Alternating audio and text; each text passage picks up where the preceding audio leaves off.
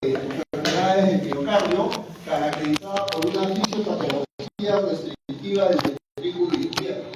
¿Ya? Es decir, que hay un aumento de la presión ventricular con pequeños aumentos en el llenado del ventrículo. ¿Ya? Y generalmente no se debe a que tenemos un ventrículo que es poco elástico. ¿Ya? Es un ventrículo rígido, por eso se llama restrictivo, se vuelve difícil de llenar el ventrículo. ¿Ya? Si bien es cierto, el más afectado es el ventrículo izquierdo, a veces también puede estar afectado el ventrículo derecho, o ambos, ¿ya? Pero lo más común es que esté afectado el ventrículo izquierdo. ¿Ya? Eso quiere decir que no va a haber una buena función diastólica, ¿ya? No va a haber una buena función de llenado porque el ventrículo se vuelve poco elástico y van a haber presiones de llenado muy altas, porque va a tratar de llenar el ventrículo, va a encontrar rigidez en el ventrículo y no lo va a poder llenar bien, ¿no? ¿Qué va a pasar? Este paciente va a tener pues, cuadros de disnea, ¿no? Y las características pueden tener, como les dije, puede ser una insuficiencia cardíaca que se desarrolla predominio derecho o izquierdo, según el ventrículo que esté más afectado, ¿no? O global si son ambos, ¿no? Y se caracteriza porque va a haber, en el ecocardiograma, ustedes van a encontrar una dilatación de ambas aurículas y un tamaño reducido de los ventrículos, porque no puede llenar al ventrículo, entonces la aurícula tiende a crecer, ¿no? A dilatarse, ¿no?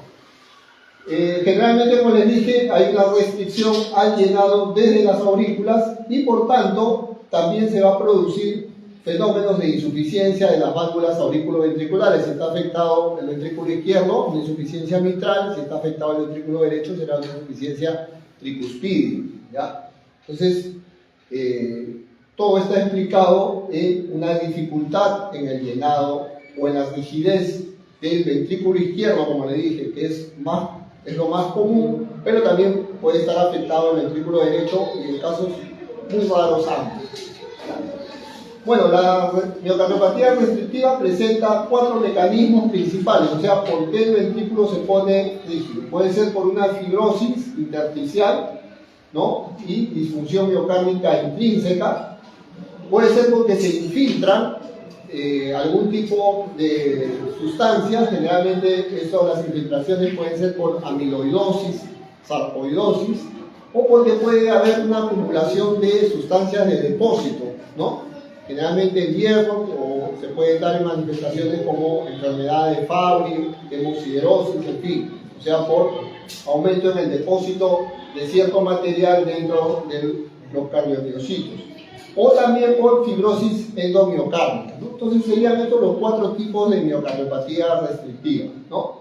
Por una fibrosis intersticial o una disfunción miocárdica intrínseca, por sustancias que infiltran el ventrículo, como puede ser amiloidosis, sarcoidosis, o porque existen depósitos de sustancias en los ventrículos, ¿no? Generalmente, como se da en la enfermedad de Fabry o hemosiderosis. Bueno, aquí van a tener un poco lo que les venía mencionando, ¿no? Los distintos desórdenes, algunos por enfermedades de depósito, ya habíamos mencionado el tema de Fabry, Pompe, ¿no? Por desórdenes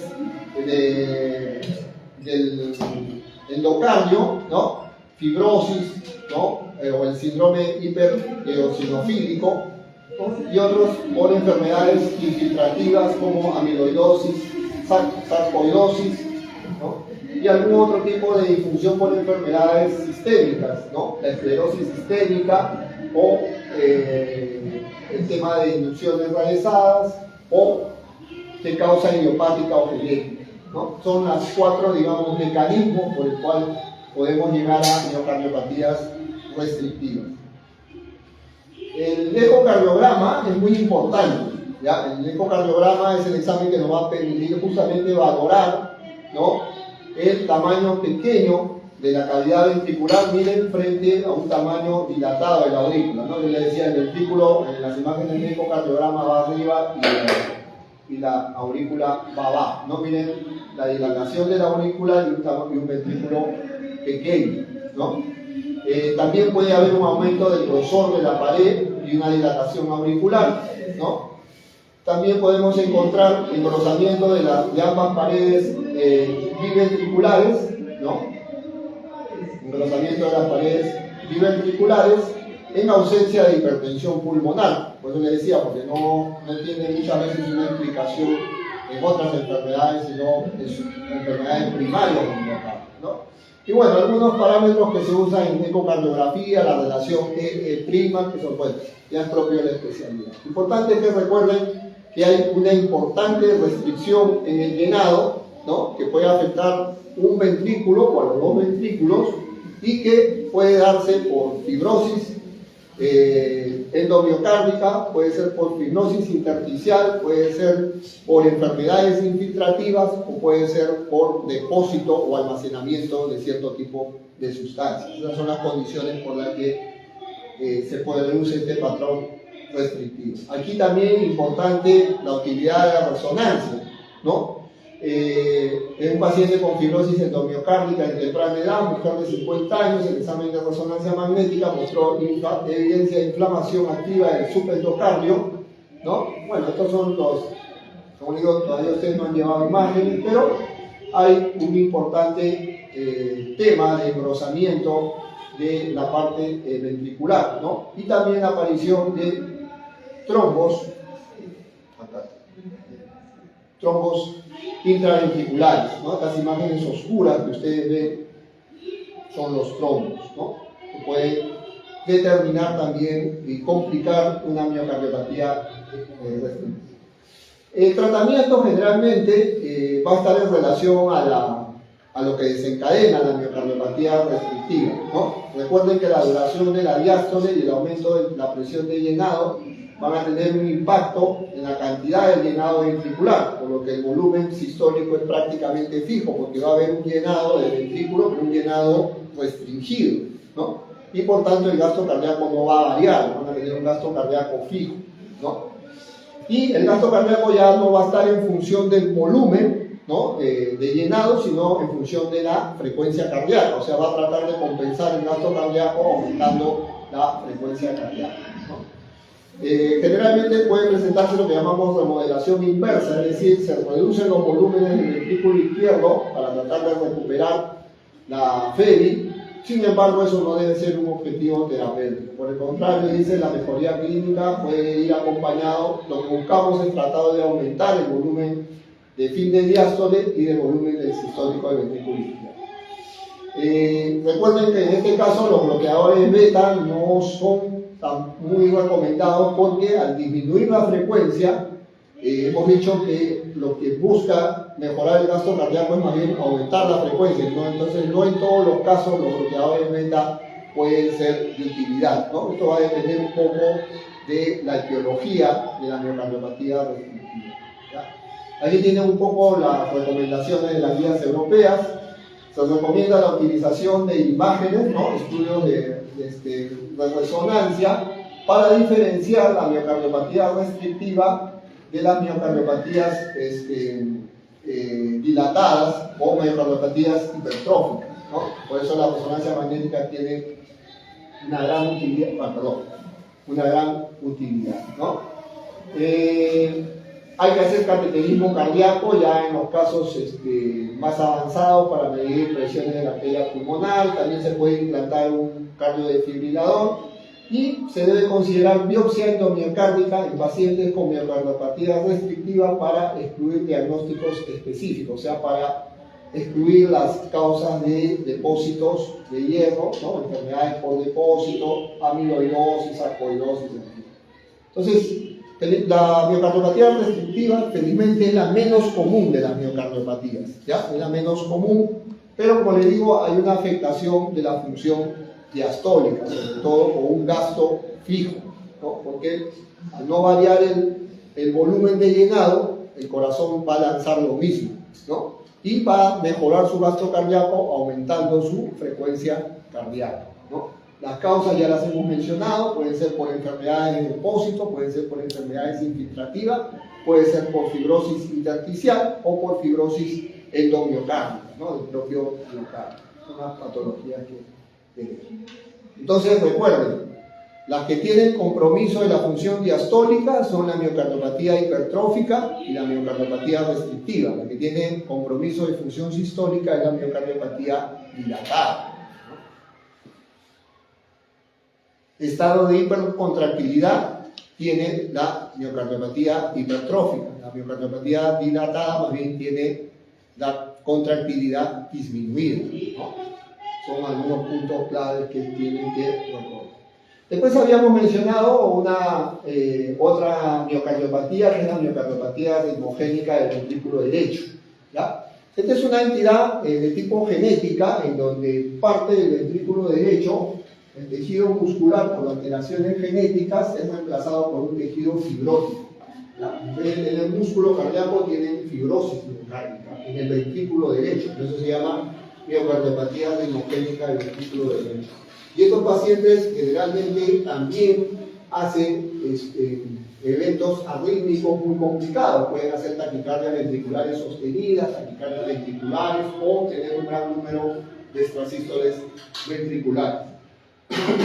El fármaco de elección son, aquí sí la miodarona. Se recomiendan los beta bloqueantes, pero la miodarona tiene la ventaja de probar que reduce mortalidad, ¿no? Entonces, un fármaco seguro es la miodarona, ¿no? Aunque el problema de la miodarona, cuando ustedes tienen un tratamiento crónico con la miodarona, tiene algunas complicaciones en el sentido que puede hacer fibrosis pulmonar en los tratamientos a largo plazo o depósitos a nivel ocular cuando son tratamientos muy prolongados de la miodarona, ¿ya? También no es recomendable en pacientes con trastorno de tiroides, son las contraindicaciones que tienen que tener con la miodarona, ¿ya? Sobre todo si lo van a dar en un tratamiento crónico, ¿ya? Por eso es que se prefiere utilizar los beta bloqueantes, pero realmente la miodarona, desde el punto de vista de protección para eventos fatales, tiene un mejor perfil, ¿ya? También otro antiarrítmico que pueden considerar es la flecainida, ¿ya? Cuando el tratamiento con los beta bloqueantes no logre controlar los síntomas, ¿ya? Porque estos pacientes también tienen igual palpitaciones o desarrollan cualquiera de esos eventos cardiovasculares, ¿no? Ya un tratamiento más avanzado es ablación con catéter, cuando el paciente presenta episodios de taquicardia ventricular, ¿no? Que sea taquicardia ventricular sostenida, ¿no? O se haya detectado con el CDI, ¿no? Con el cardiodesfibrilador, episodios de taquicardia ventricular frecuente pese a tener un tratamiento farmacológico, ya sea con un beta bloqueante o con amiodarona, ¿ya? Estos pacientes generalmente como les comentaba, hay una predisposición genética mucho en población europea, ¿no? Sobre todo los estudios hablaban de poblaciones en Italia, sobre todo, ¿no? Ahí es donde se ha detectado el mayor caso, debe haber algún tipo, porque son situaciones genéticas de miocardiopatía arritmogénica del ventrículo derecho, ¿ya? No es frecuente, pero como les dije, el ventrículo derecho se ve reemplazado por un tejido fibrótico, por una alteración genética, ¿no? Y eso les va a desencadenar o los va a dejar expuesto a las arritmias. Y finalmente la última es la miocardiopatía no dilatada del ventrículo izquierdo.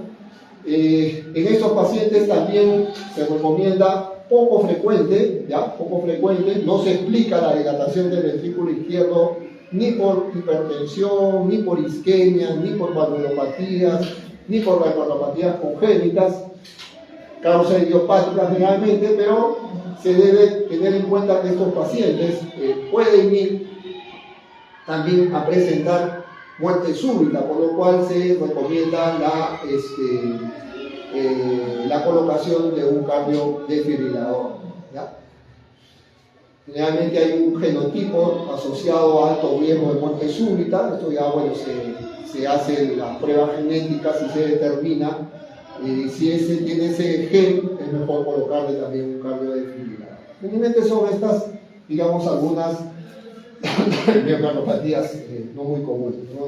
Bueno, este es un cuadrito que nos va a ayudar un poco, ¿no? Para que recuerden un compendio de lo que hemos estado viendo, ¿no? Las miopatías dilatadas, como dijimos, tienen disfunción mecánica de tipo sistólica, ¿no? Los volúmenes del ventrículo izquierdo están aumentados, la función sistólica está conservada, ¿no? Y el espesor parietal puede estar normal o disminuido, adelgazado, ¿no? En la hipertrofia el problema es diastólico, ¿no? El problema es diastólico, hay menos llenado del volumen del ventrículo izquierdo, la función sistólica está conservada, ¿ya? La función sistólica está conservada y hay un espesor parietal muy aumentado, ¿ya? Acá la fracción de eyección, está disminuida, ¿no? La dilatada está completamente disminuida. Y en la restrictiva, la disfunción es de tipo diastólico, el volumen del ventrículo izquierdo puede estar generalmente normal o disminuido, pero con un gasto fijo, ¿no? Que está basado en la taquicardia, ¿no? La taquicardia, el aumento de la frecuencia cardíaca, y puede estar el espesor de la pared generalmente aumentado, porque eso es lo que hace la dificultad en la rigidez.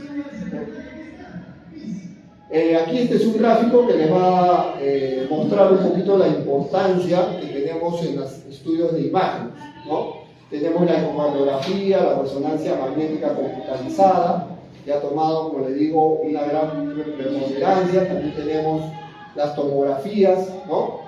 Multicorte, ecocardiografía de estrés. La ecocardiografía de estrés es un procedimiento que empleamos en aquellos pacientes que por alguna limitación no pueden hacer una prueba de esfuerzo, ¿no? Tienen alguna limitación musculoesquelética, o también en estos estudios. ¿En qué consiste? Se le pone dobutamina. Dobutamina es un fármaco inotrópico positivo, entonces que va a hacer que el corazón, como si ustedes estuvieran haciendo esfuerzo, se va a contraer, ¿no? con más vigor.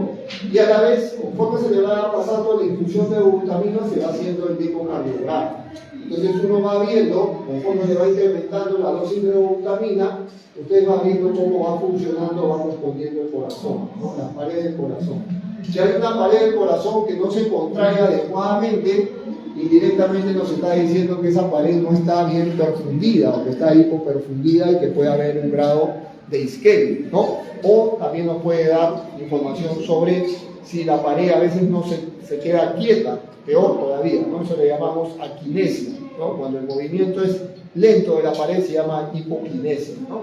Y eso lo podemos ver a través de la ecocardiografía de estrés, como digo, que es un estudio que combina la ecocardiografía convencional con un estrés farmacológico que se produce con la dobutamina, ¿ya? Bueno, esto es un poquito para, si alguno no se acuerda con el otro, ya pues, se acuerdan. Muy bien. Por favor, vamos a hacer una revisión rapidita, porque hemos tratado en hipertensión arterial, nos hemos basado un poquito en la guía europea, pero sin embargo, este año salieron las guías norteamericanas, la guía de la AHA, de hipertensión arterial. Entonces, para que ustedes tengan conocimiento de ambos. Recuerden que en la guía europea teníamos los estadios, habían variado completamente los estadios, ¿no? Presión arterial. Ahora en la guía europea se habla de presión arterial no elevada, presión arterial elevada e hipertensión, con un punto de corte de 140 y de 90, ¿no? Generalmente, vamos a ver que comparten muchas cosas, pero también difieren en muchas cosas con la guía americana que salió este año, recién, ¿no? Y hemos hecho ahí con uno de los chicos de los una revisión de la misma.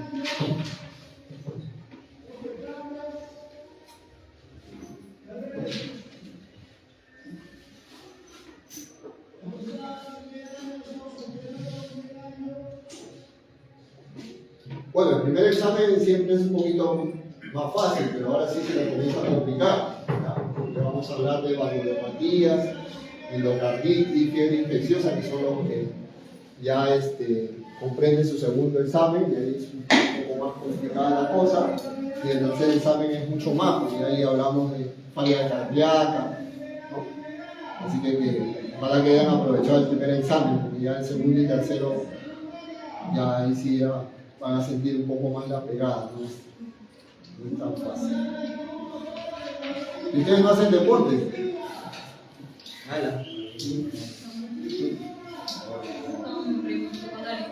Ah, son de colegio. Sedentario, muy de riesgo Ya, gracias. Bien, entonces acá hay una revisión sobre lo que es prevención, sobre unos comentarios, una cosa breve, hemos tratado los puntos más importantes. ¿Ya? Los mensajes clave, ¿ya? Sobre todo para no hacer una situación muy extensa de la guía de AJA, ¿no? Bueno, siempre definimos pues que la hipertensión es el factor de riesgo modificable más prevalente para el desarrollo de enfermedades cardiovasculares, ¿no? Ya hemos visto la asociación que hay infarto de miocardio, insuficiencia cardíaca, accidentes cerebrovasculares, enfermedad renal crónica, demencia, en fin, que tienen que ver pues con la hipertensión arterial, ¿no? Ya les hemos hecho también el objetivo general de la presión arterial es mantener una presión de menos de 130/80 para todos los adultos, ¿no? Ese es uno de los mensajes claves de la guía. Recuerden que ya les hemos dicho que la hipertensión no es una enfermedad en la que necesitemos pues tomografía, resonancia para diagnosticarla. Simple y sencillamente necesitamos nuestro estetoscopio, nuestro tensiómetro, tenemos 10 grupos farmacológicos para combatirla, 4 de primera línea, más los beta-bloqueantes, ¿no? O sea, tenemos casi 5 grupos con los que podemos combatir, pero sin embargo sigue siendo un problema de salud pública, algo está fallando, ¿no? Sin embargo, pues en nuestro país el principal problema son los problemas de acceso a los servicios de salud que tienen los pacientes, ¿no? Un paciente va pues a su primer nivel de atención, va a su posta y no encuentra ni paracetamol. Primero que no encuentra citas, ¿no? Si encuentra cita, para encontrar cita tiene que estar desde las 3, 4 de la mañana. Y si encuentra cita, lo más probable es que no encuentre el medicamento, ¿no? Entonces se crea todo un círculo vicioso, porque ¿a dónde va ese poblador? Hablo de la gente que está digamos, en situación económica más vulnerable, ¿no? ¿A dónde termina yendo? Termina yendo a la botica, ¿no? Y la botica lo va a atender a alguien que le va a recetar cualquier cosa, ¿no? Entonces, esa es la realidad, desgraciadamente, de nuestro sistema, y por eso es que tenemos tantas deficiencias, no solamente pues, de tipo estructural, infraestructura, sino también en el tema de atención médica en sí, ¿no? Como cobertura de atención. Y esa es la realidad que ustedes van a enfrentar de acá, en 4 años, ¿no? De acá a 3 años. ¿Ah? Tercero, bueno, 4 años ya van a enfrentar esa realidad, primero como internos y después como serenistas, ¿no? Bueno,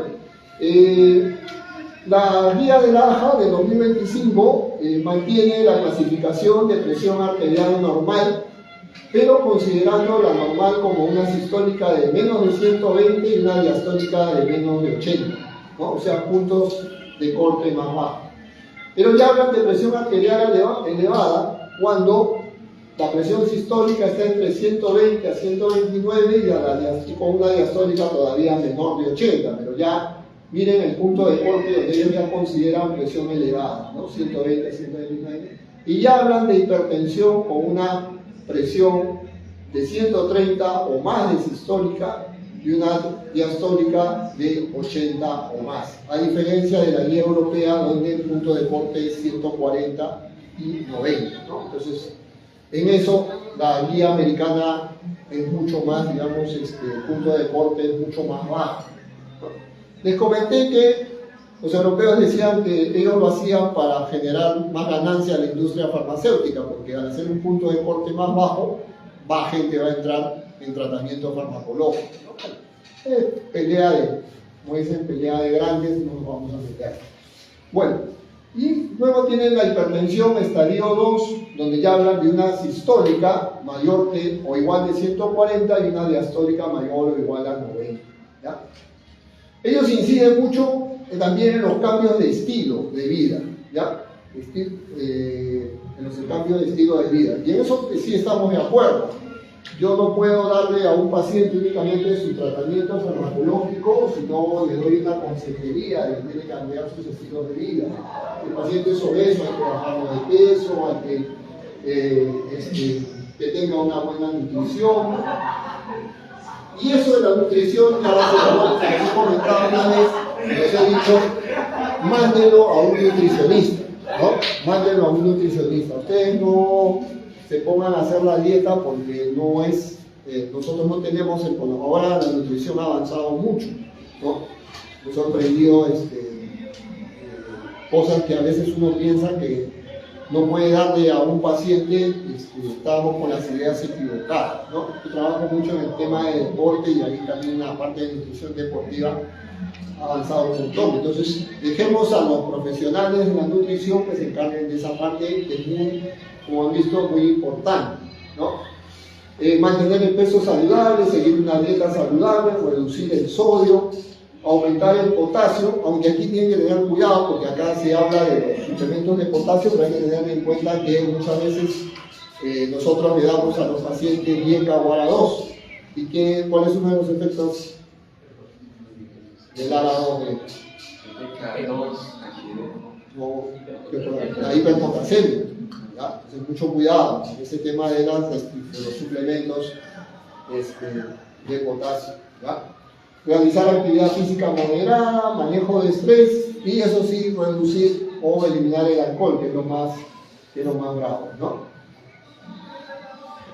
Para algunos. Entonces se recomienda iniciar terapia farmacológica en todos los adultos que tengan una presión arterial promedio de 140/90 o en adultos, miren ahí, con una presión arterial promedio de 100 igual o mayor de 130/80. Si presentan, si ya son pacientes diabéticos, si ya presentan una enfermedad cardiovascular conocida, si tienen enfermedad renal crónica o un riesgo predicho de enfermedad cardiovascular crónica a 10 años mayor de 7.5 según la calculadora PREVEN. ¿Ya? PREVEN es una escala de riesgo. Los europeos, yo les mencionaba qué escala usan, el score. ¿No? Les pregunté en el examen. Los europeos usan el score 2 hasta los 69 años y el score OP para los mayores de 70 años como factor de riesgo cardiovascular, ¿no? En cambio, los norteamericanos usan otra escala, el PREVEN. Los europeos consideran a un paciente de alto riesgo cuando según el score 2 el paciente tiene más del 10% de factores un riesgo mayor a 10%. En cambio, los norteamericanos hablan de un riesgo mayor de 7.5%, o sea, el punto de corte más bajo, ¿ya? Pero utilizando la calculadora PREVEN, ¿ya? Tarea para ustedes verificar qué parámetros, ¿no? O qué variables se utilizan en esa escala. Comparen qué usa el score 2 y qué usa el PREVEN, ¿ya? Entonces, si el paciente tiene un riesgo de enfermedad cardiovascular a 10 años con la escala PREVEN mayor de 7.5, ya hay que iniciar el tratamiento farmacológico aún teniendo una presión de 130/80. ¿Ya? Si el paciente tiene una presión mayor de 130/80, pero su riesgo cardiovascular es menor de 7.5, se recomienda iniciar medicación si es que no hay un aumento de esa presión, ¿ya? Y después de un periodo de 3 meses con modificaciones de estilo de vida, o sea, no darle tratamiento farmacológico si su riesgo es bajo, ¿no? Su riesgo de enfermedad cardiovascular es bajo, modificar el estilo de vida 3 meses y volverlo a reevaluar, ¿ya? Pero si el paciente es un paciente con hipertensión estadio 2, ya se recomienda iniciar en estos pacientes terapia farmacológica con 2 agentes en una sola combinación en una píldora, en una sola píldora. Desgraciadamente, volvemos a Peruvia, ¿no? Nosotros en la parte privada únicamente disponemos de esas combinaciones, ¿ya? Esas combinaciones en una sola píldora, donde ustedes pueden combinar pues un ARA2 con un diurético, un YECA con un diurético, un ARA2 con un calcio antagonista, ¿no? Son las combinaciones. ¿Qué no combinan? YECA con ARA2, ¿no? Eso es una combinación contraindicada, ¿no? Bueno, entonces también para el control de la presión arterial, para el monitoreo de la presión arterial, generalmente se recomienda para los casos que se quieran medir en el domicilio, ya saben, los dispositivos semiautomáticos de brazalete, no los de muñeca ni los relojes, ¿ya? Eso no recomiendan ellos, ¿ya? Generalmente evitar el uso de medidores y magnitos, o sea, los de muñeca y los relojes, cero, no son, ¿ya? Y acá hay un término que introduce la guía americana y que no está en la guía, que es la hipertensión severa. ¿Cuándo denominan ellos hipertensión severa? Cuando se tiene una presión arterial de 180 sobre 120 sin evidencia de daño agudo, lo que nosotros llamábamos urgencia hipertensiva, ¿no? En la guía americana no hay urgencia hipertensiva, hay hipertensión severa. Esa es otra diferencia. Bueno, ya. Ustedes van a ver guía americana, ellos no van a hablar de urgencia hipertensiva, van a hablar de hipertensión severa, ¿ya? Hipertensión severa. ¿Qué más tenemos? Bueno, lo que les venía diciendo, el término urgencia hipertensiva se reemplaza por el de hipertensión severa, ¿no? El inicio de medicación en adultos con presiones de 130/80 y con un riesgo por PREVE a 10 años mayor de 7.5. Si el paciente tiene menos de 7.5 de riesgo cardiovascular con presiones de 130/80, modificación de estilo de vida por 3 meses, ¿no? Y reevaluación, ¿ya? En cuanto a estilos de vida, bueno, en la hipertensión secundaria se recomienda el cribado de hiperaldosteronismo primario en todos los adultos con hipertensión resistente. O sea, hay que buscar la causa aún si no presentan hipopotasemia. Entonces, hay que complementar estudios del hiperaldosteronismo primario como causa de hipertensión secundaria. Y también recomiendan el uso de sustitutos de la sal a base de potasio, ¿no? Los suplementos de potasio para prevenir o tratar la hipertensión, pero en pacientes, con precaución, en pacientes con enfermedad renal crónica o que usan fármacos que pueden retener potasio, ¿no?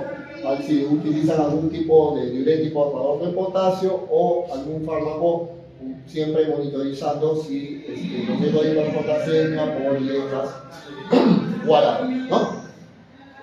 ¿Qué más nos dicen las guías? Los YECA y ARA2 se recomiendan ahora en pacientes con diabetes e hipertensión si existe enfermedad renal crónica con una tasa de filtrado glomerular menos de 60 o una albuminuria mayor de 30, ¿no?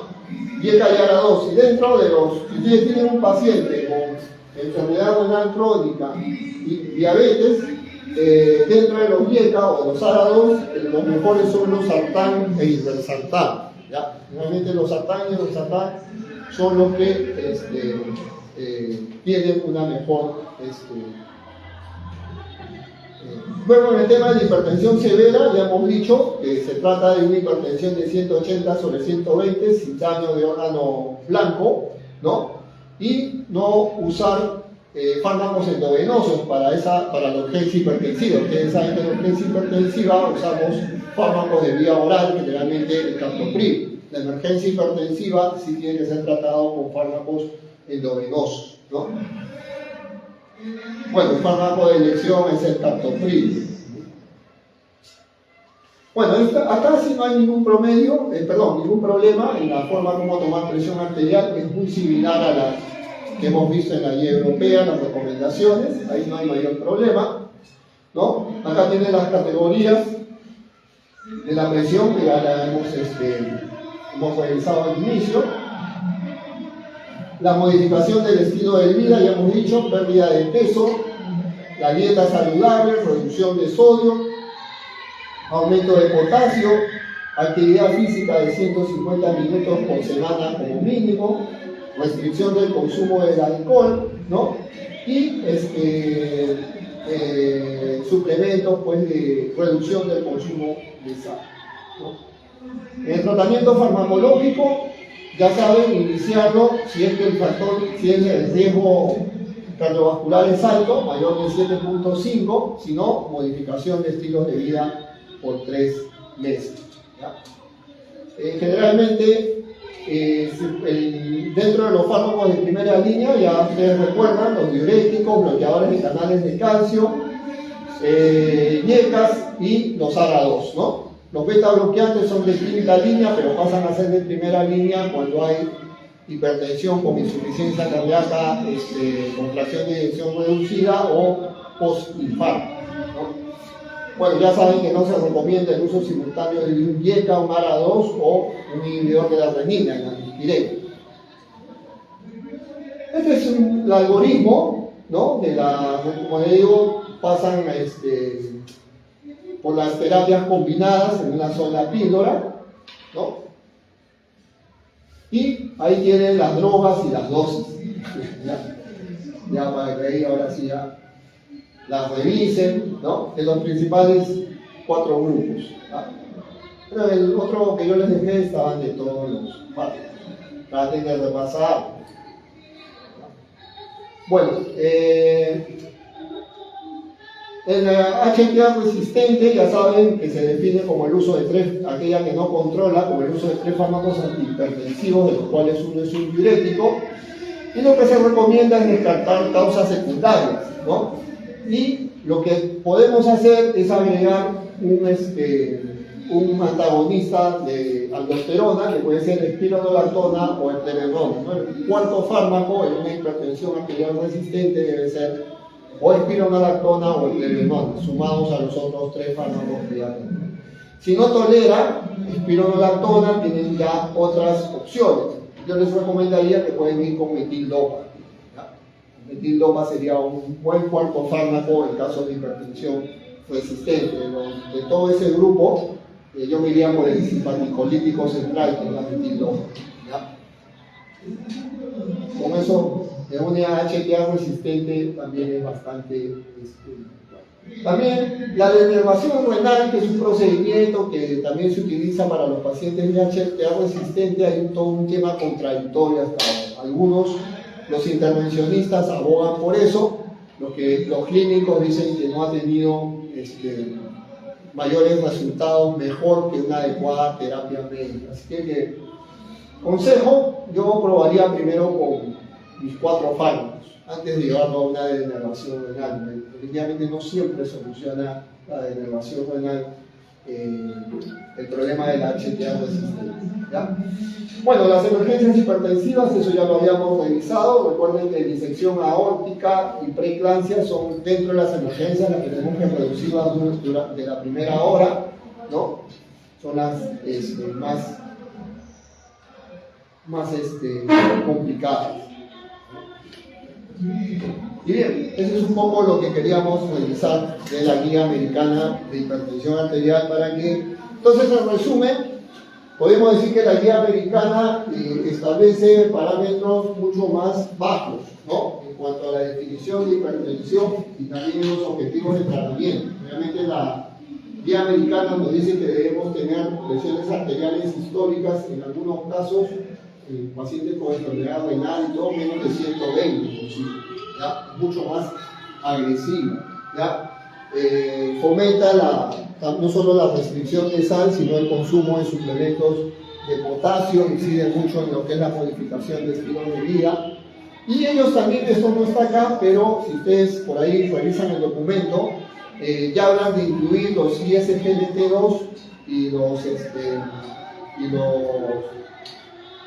análogos de glucagón como también unas alternativas en el tratamiento de hipertensión arterial, los ISGLT2 como fármacos, algo que no pasa con los europeos que todavía se resisten un poquito al tema porque quieren mayor evidencia, ¿no? Estos a los GLP-1, ¿no? Los análogos también son usados en diabetes, pero en pacientes diabéticos y obesos, ¿no? Ayuda a perder el peso, a mejorar el control glucémico, pero también ellos sugieren que pueden ser usados en hipertensión, pero todavía, porque la evidencia es reciente y todavía no hay nada, digamos, en concreto. Pero se lo menciono porque está en las guías norteamericanas, ¿ya? Acuérdense que aquí ya no hablan de urgencia hipertensiva, sino de hipertensión severa, ¿no? Hipertensión severa. Muy bien, chicos. Entonces, esta semana seguro les van a alcanzar sus notas, voy a hablar con la secretaria porque ya pasó el tiempo. Y estudien, pues. La otra semana sí tenemos un temita ya un poquito más complejo, que son valvulopatías, ¿ya?